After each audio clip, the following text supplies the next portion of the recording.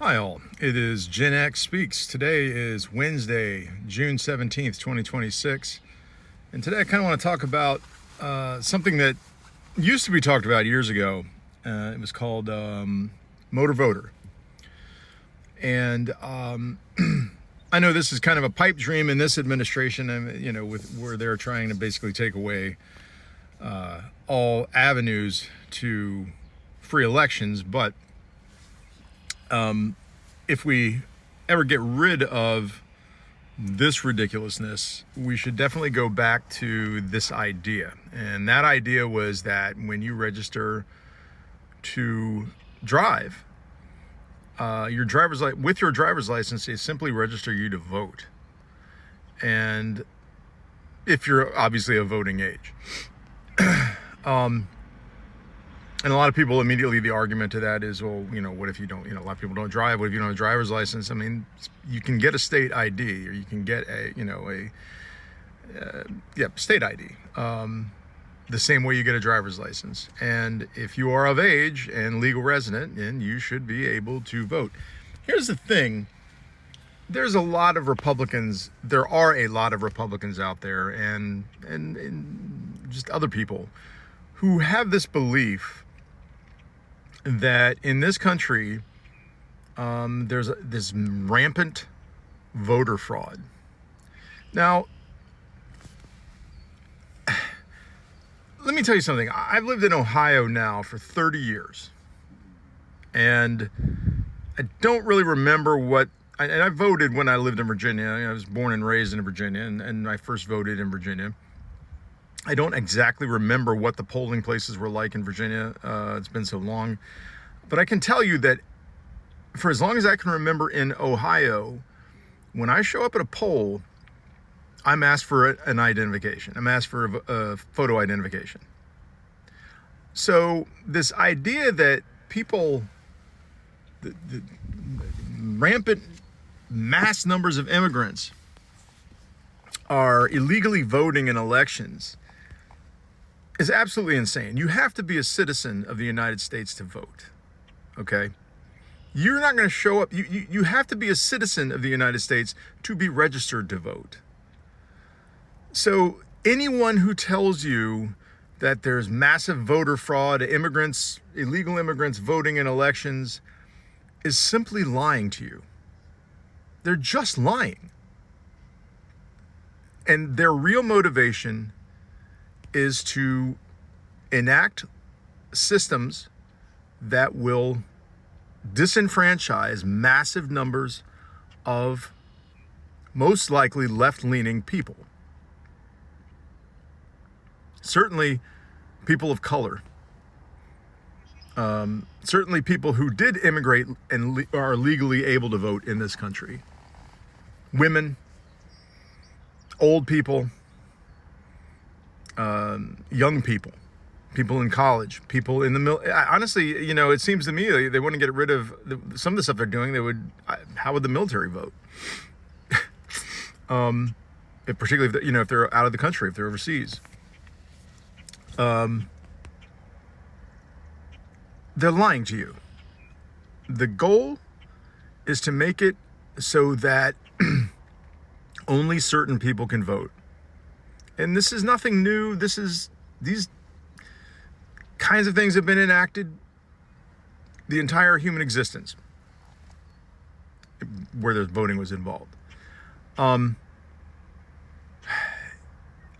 pushback we need against the current iteration of the Republican Party is something that should never be in question. I listened to a discussion today, and the guy was saying, people would ask him, why do you go so hard?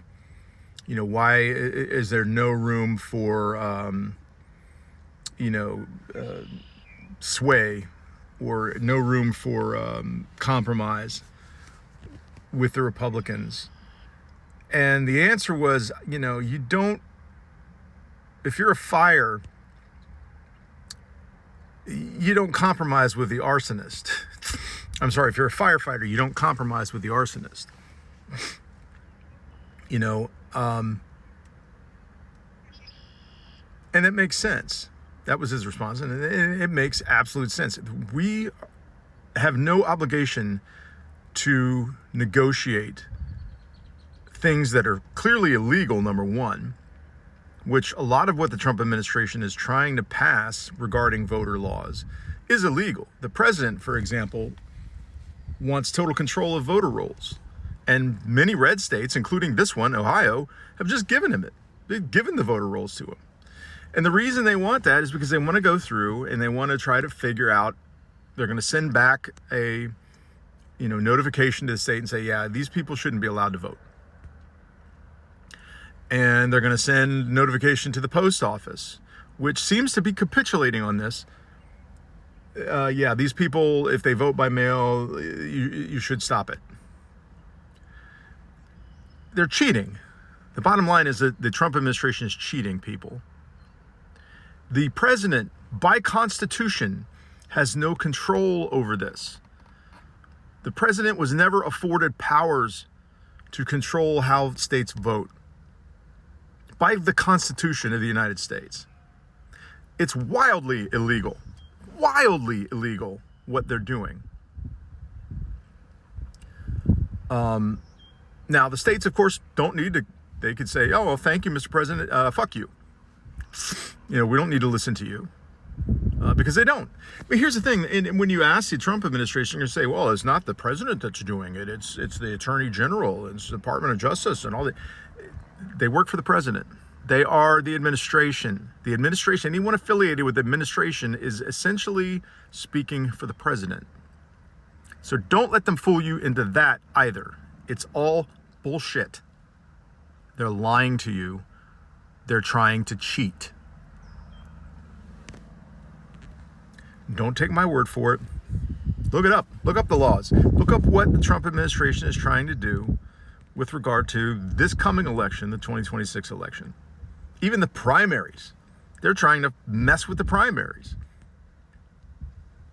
Which is ridiculous because they just want to get their people into candidacy, but their people are going to lose horrifically. Anyway, people should be aware. And then one of the last things I want to say on this is if you're a woman and you're planning on getting married, and I include my own daughter in this, and I include my my son's girlfriend if they ever get married. If you're a woman, do not take your husband's name. Don't do it. That's a practice that needs to end because that is something that they are actively trying to make it difficult for married women to vote. Because they are trying practices now where they want you to have a birth certificate that matches your driver's license. And of course they won't. And then they're going to say, well, sorry, you can't vote. They're actually trying to do this. And it's not just for voting, it's for a number of things. My mother, who just moved here to Ohio from Virginia after having lived in Virginia her entire life, she got married in 1963 and lived in Virginia since then. Took my father's name, of course, and we have had a hell of a time. We had to get a new birth certificate for her just so that she could get a driver's license in Ohio. And it's not hyperbole. It happened. It was so difficult because her birth certificate didn't match her married name. She's 85 years old. And I mean, you could question, should she be driving? Sure, but anyway, my time's running out. If you're a woman planning to get married, don't take your husband's name. I'm sorry, don't do it. My wife didn't take mine. I'm fine with that. I think it's ludicrous that women take their husband's names. It's a stupid old practice. Anyway, I'm closing on that. You all have a good day.